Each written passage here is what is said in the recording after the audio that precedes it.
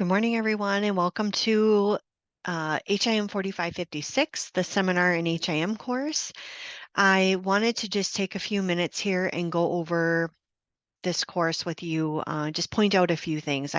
Hopefully I won't drag on too long this morning, as I know you're probably all busy getting into your other courses. So what I've done is I'm just in Unit 1 here. I just want to point out a couple things. So the checklist, unit checklists that are listed at the top of every page gives you kind of an overview of what you need to do for that unit. And each unit spans the course of 2 weeks. And so I have it broken out what you need to do during week 1 and what you need to do during week 2. So that's little heads up there for you if you're just wondering and want to see a concise way of looking at that. The other thing is I have developed a course calendar for all of you to look at with due dates and kind of timing of things.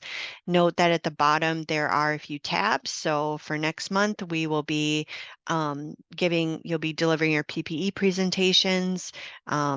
March, we'll have post PPE meetings the last week of class, and we end on March 8th. So I wanted to point that out to you. I'll go back here.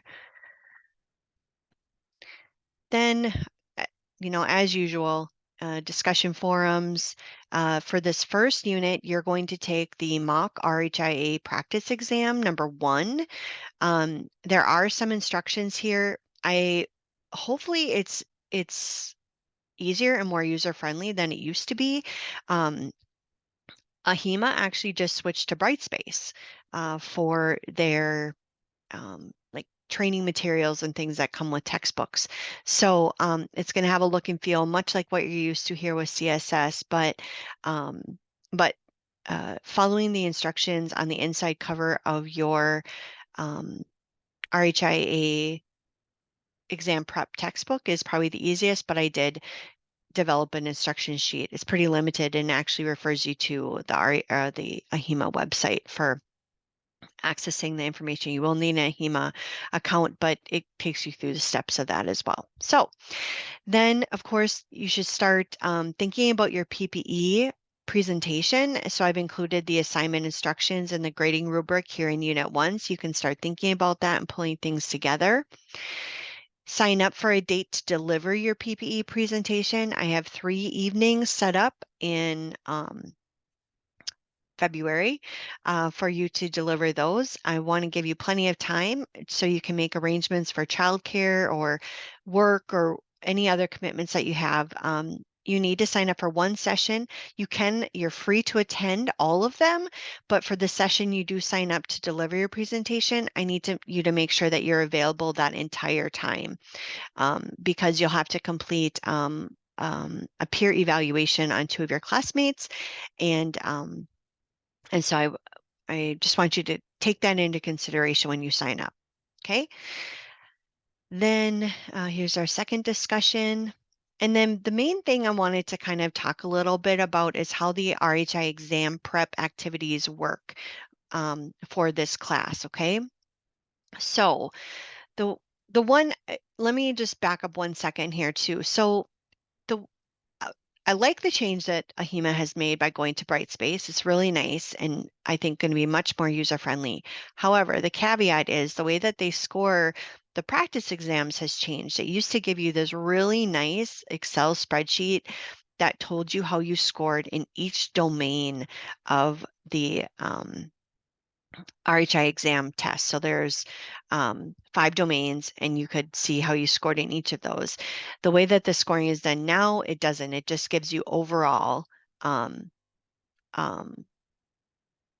score, like the number you got right out of however many. So that's unfortunate because it used to help you kind of focus your studies.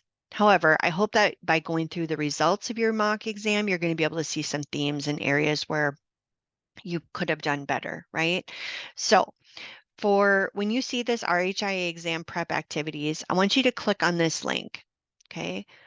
And now mine showed this is a checklist, but this tells you what you need to do to prepare for and to complete the prep activities for this unit or this week. Mine already have check boxes because I'm the instructor and I've gone through all of these probably 100 times. But what you need to do is you need to select, we're using the Oaks and Waters textbook as our foundation for studying for the RHI exam. So what you need to do is select a chapter from the Oaks and Waters textbook. You need to read that chapter in its entirety. Okay. So when you do that, of course, it's good to go through, answer all the, check your understanding questions and things in that chapter as well as you're going through that. So that's listed here. So when you're done with that, feel free to check that box.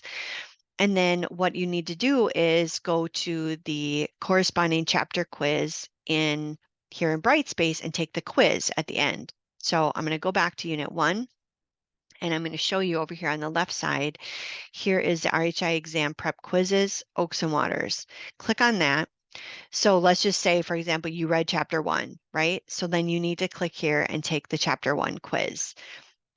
Once you've done that, I will give you credit for completing that unit's exam prep activities, okay?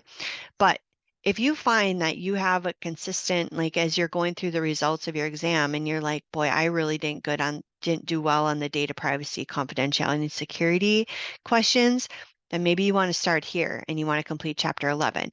And you're going to complete 4 of these, okay?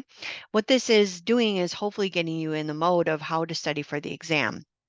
Okay, so we used to make studying for the exam way more complicated, didn't use the Oaks and Waters textbook. And when I checked with other colleges and I said, what are you doing for RHI exam prep? Almost everybody said they're using the Oaks and Waters textbook. So we're like, why would we not do that? We're the, we have Oaks, we have Waters here. So that's where we have reverted now, and this is kind of our standard.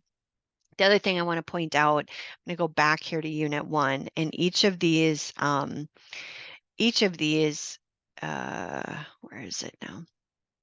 There it is. Each of these have a listing of the RHI exam domains and corresponding Oaks and Waters chapters. So I have this linked for all the exam prep activities. If you click on that, you're going to be brought here. So here's the domain.